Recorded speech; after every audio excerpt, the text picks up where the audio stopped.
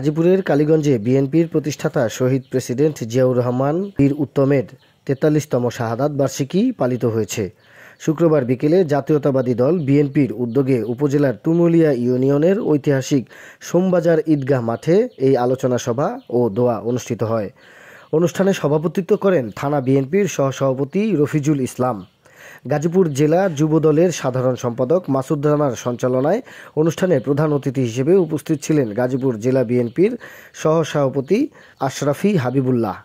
এ সময় বিশেষ অতিথি হিসেবে উপস্থিত ছিলেন কৃষক দলের কেন্দ্রীয় কমিটির সদস্য নজরুল ইসলাম খান, থানা বিএনপির সহসভাপতি মোর্শেদ আলম মিন্টু, থানা বিএনপির সাংগঠনিক সম্পাদক ফরিদ আহমেদ ও থানা বিএনপির যুগ্ম সম্পাদক মোবারক হোসেন শাওন, সাবেক সাংগঠনিক সম্পাদক মনিরুজ্জামান খান লাবলু সহ এ সময় বিএনপির আরও অন্যান্য নেতাকর্মীরা উপস্থিত ছিলেন।